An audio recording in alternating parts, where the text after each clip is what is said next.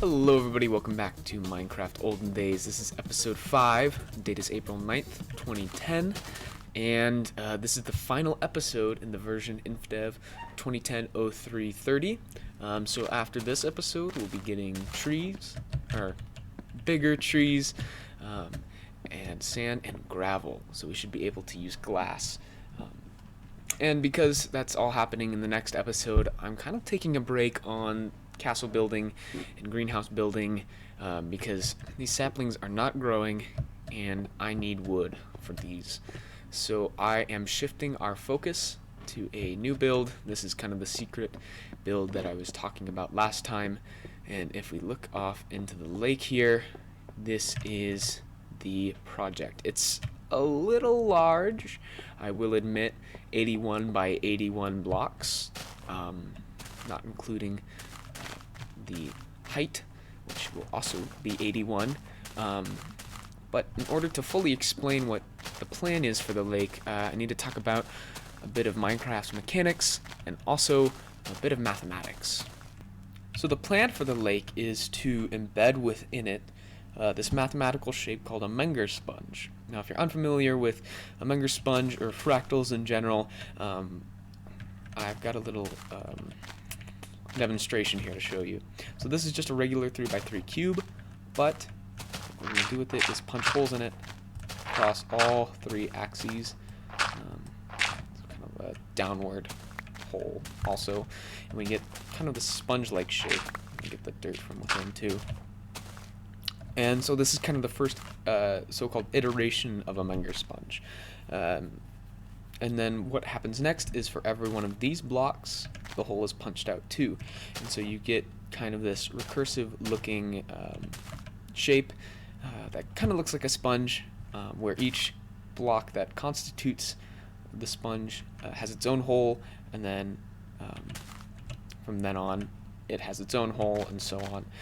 And so the plan is building kind of one of these giant Menger sponges within the lake. Just kind of, I don't know, look nice.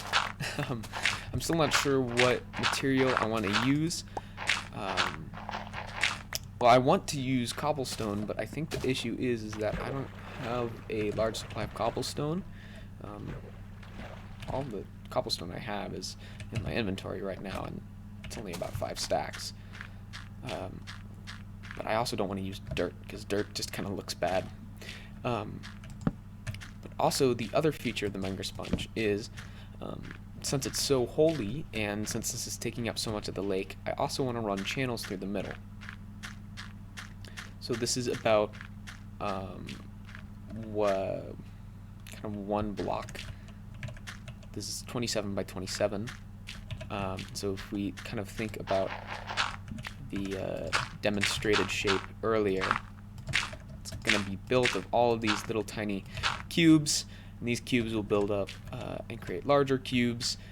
Hopefully I'll be able to show some images on screen of what Menger sponges look like. And basically what the plan is kind of within these large holes in the largest version, or iteration rather, of the sponge, we have tunnels running through with water. And the reason why I'm starting to focus on this now is because in these versions water doesn't flow. So what we're able to do is kind of manipulate the water, and since it doesn't flow, we can kind of hold it back. So what we can do is have these floating water structures kind of just floating. That's a little confusing explanation, but that's kind of the plan. Because what we can do is like this, and so we could have these tunnels where boats can like drive through, but you know, it won't be affected by gravity at all. The water will still be floating, and as long as we don't touch it in future versions, it should stay perfectly still. So we do also have to be a bit careful, because if we do place blocks in the water, they'll get displaced, and there's no way to have the water flow back until later. So we kind of have to be very careful. So So basically what I've been doing is measuring out an 81 by 81 hole, which is about this long, this wide, so it takes up quite a bit of the lake. And I've just kind of been laying out where to start digging, because essentially what it's going to be is just this large hole in the lake that's probably going to dig down into stone and all that fun stuff. And we should be able to have a pretty interesting looking feature just kind of in the middle. I kind of plan on doing this concurrently with the castle and the greenhouse.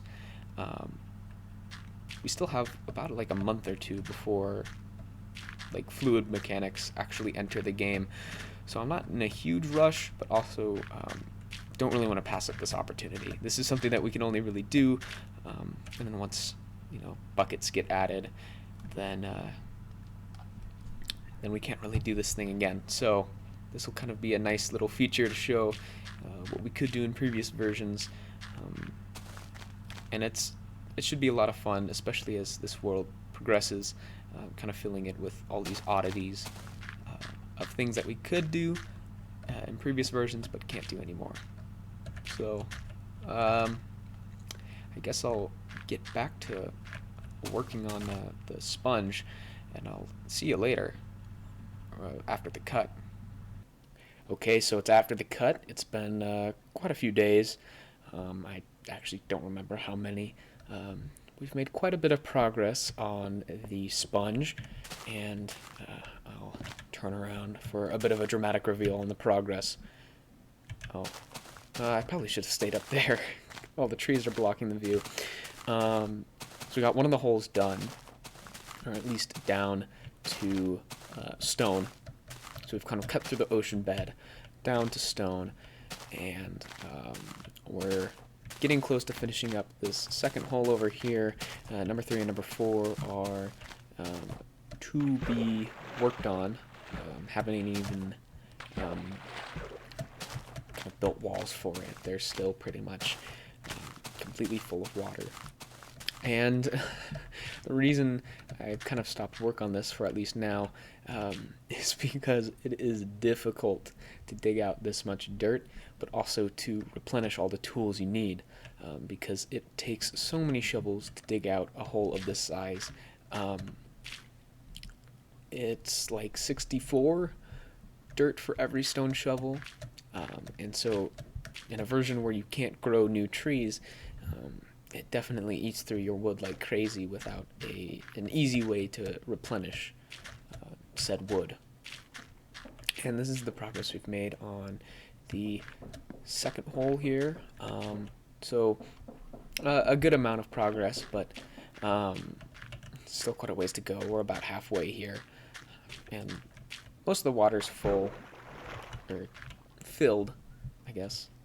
It's been filled in with dirt. So, not too far out from finishing this one, but I think these two will probably take a little longer because they're more deep than this hole at least. So yeah, it's just been eating through my resources. I think it's gone through probably 2 stacks of cobblestone just in shovel usage. So for right now, I'm just kind of waiting for the versions to change, and they should change here pretty quickly.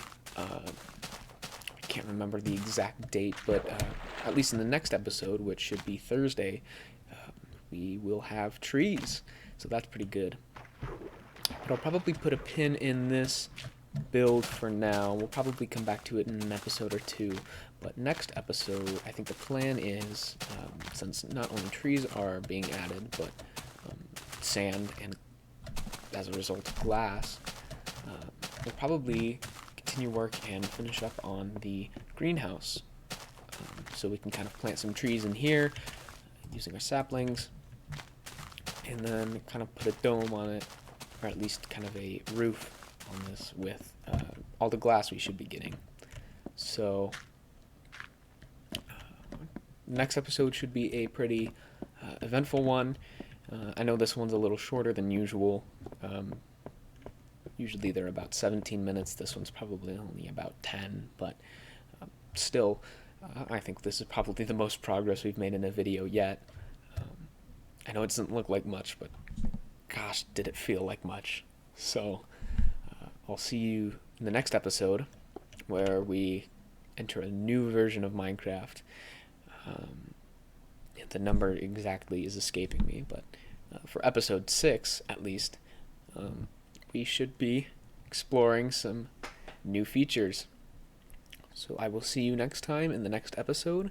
Thank you so much for watching, and goodbye.